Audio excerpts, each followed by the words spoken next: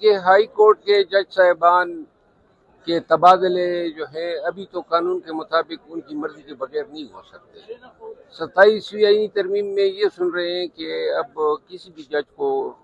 ملک کے کسی بھی حصے میں بھیجا جا سکے گا، یعنی کہ جو بھی جج مناسب فیصلے نہیں دے گا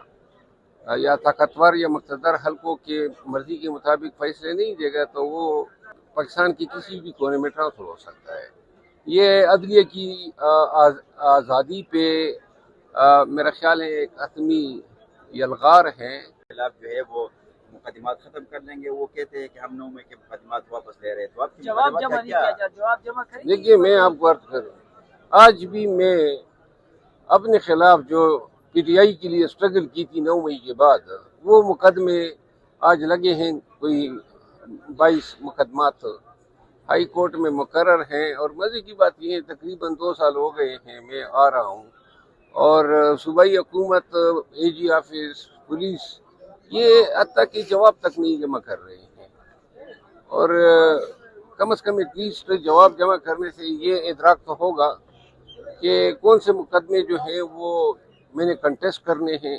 پھر ان اضلاع میں جانا ہوگا۔ لیکن بہت افسوس ہوتا ہے، یہ وہ مقدمے تھے جو موجودہ حکومت جو بنی ہے اس کی آبیاری کے لیے ہم نے قربانیاں دی تھی، لیکن یہ نہیں ہوں وکیل ہوں، میں مقدمات سے ڈرتا نہیں ہوں۔ 9 مئی کے مقدمات کو واپس لے رہے ہیں، تو کیا آپ کے مقدمات کو واپس لے سکتے ہیں؟ 9 مئی پہ مجھ پہ کوئی مقدمے نہیں ہے، کیونکہ میں 9 مئی کو وکیل تھا، اس وقت کوئی ہم نے جلسے جلوس نہیں کیے تھے، یہ جلسے جلوس ہم نے 9 مئی کے بعد کیے۔ سر یہ بتائیے کہ آپ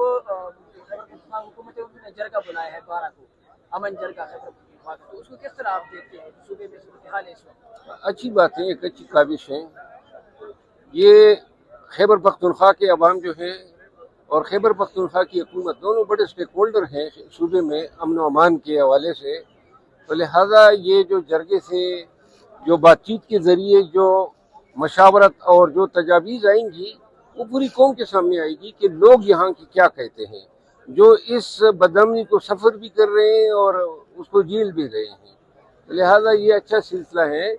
اور میرا خیال ہے کہ اس کو مزید علاقوں تک پھیلانا چاہیے۔ سر بتائیے گا 27 کی ترمیم آ رہی ہے، کیا کہیں گے؟ کیا ہو بس جو خدوخال سامنے آ رہے ہیں وہ تو تشویشناک ہے،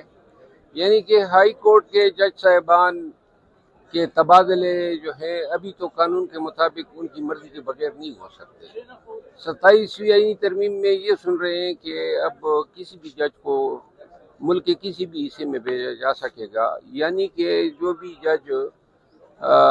مناسب فیصلے نہیں دے گا